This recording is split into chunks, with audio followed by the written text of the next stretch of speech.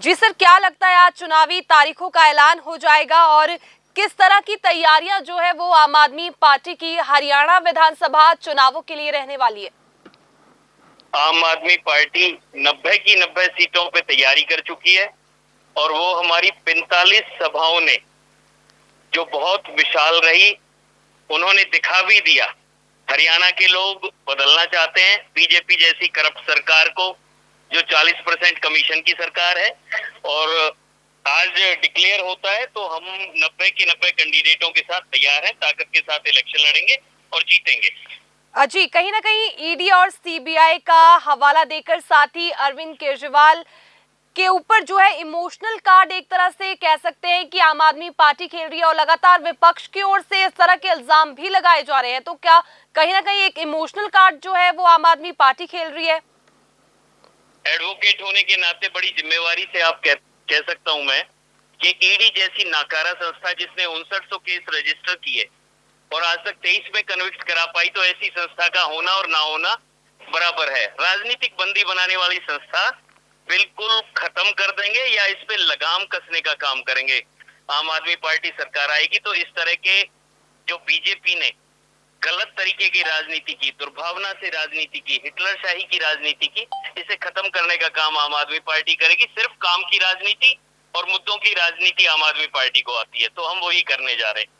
जी, भाजपा लगातार ये कह रही है कि जो आम आदमी पार्टी है वो कांग्रेस की बी टीम है और जनता को दोनों मिलकर गुमराह कर रहे हैं। इस पर आपका क्या स्टैंड है?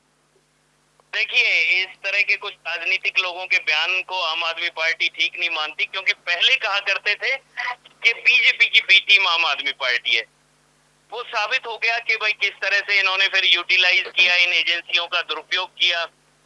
तो उससे अब ये लोग कहने लगे कि अब कांग्रेस की बी टीम है। आने वाले वक्त में पता नहीं ये हमें किसकी बी टीम बताने लगे।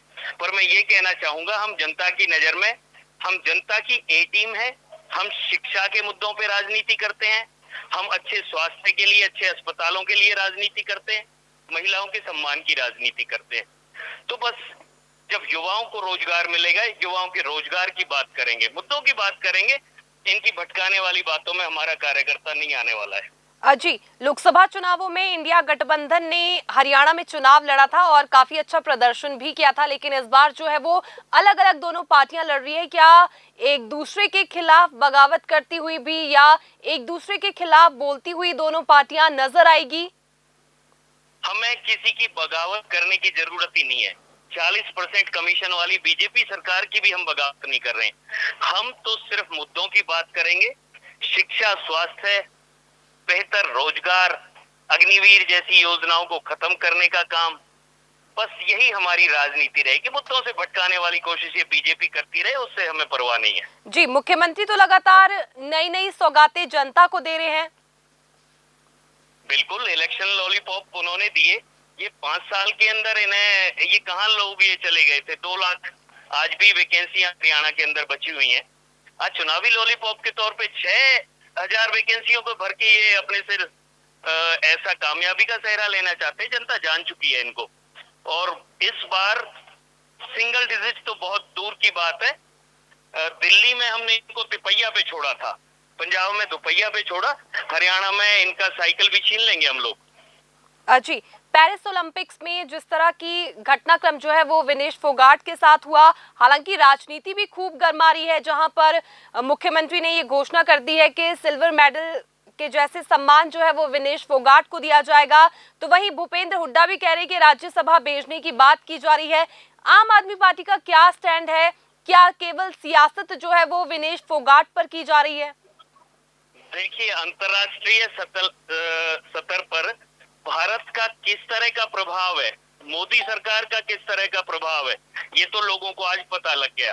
क्यूबा जैसा छोटा कंट्री अपने खिलाड़ी का सिल्वर मेडल बचा लेता है अपील करके, और ये लोग, मैं कहूँ नाकारा सरकार के लोग, बीजेपी के लोग, अपनी उस भारत की बेटी जो गोल्ड जीतने वाली थी उसका सिल्वर तक नहीं बचा पाए। आज ये लोग राजनीति कर रहे हैं।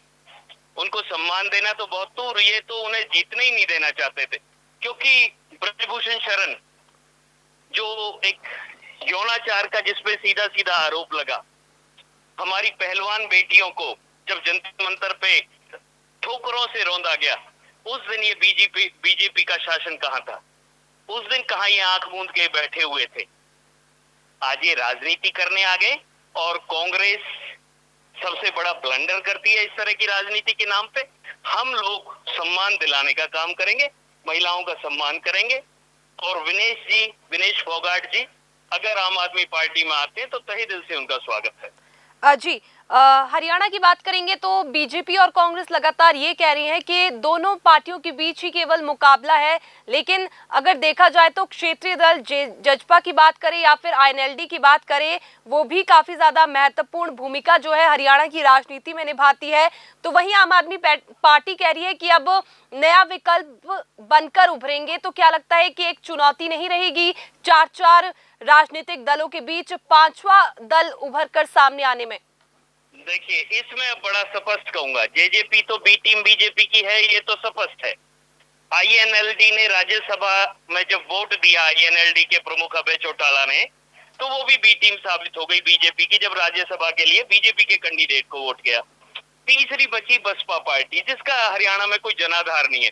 इन तीनों सीटों पे, तीनों पार्टियों की 10 सीटों पे जब ये लोग लड़े तो इनकी वोट तीनों की मिलाकर हमारे एक कैंडिडेट, कुरुक्षेत्र के कैंडिडेट, उनसे कम आई। हमने ली 5,13,000 वोट और इनकी तीनों दलों की मिला के 10 सीट पे भी उतनी वोट नहीं हुई।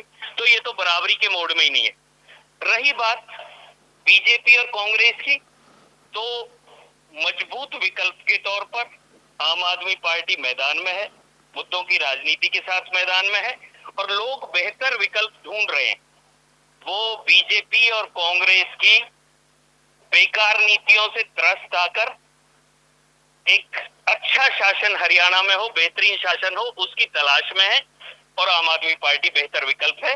इस विधानसभा चुनाव में आम आदमी पार्टी हरियाणा में सरकार बनाएगी। जी, बहुत बहुत शुक्रिया सर हमारे साथ जुड़ने के लिए। बहुत बहुत धन्यवाद, नमस्कार। जी।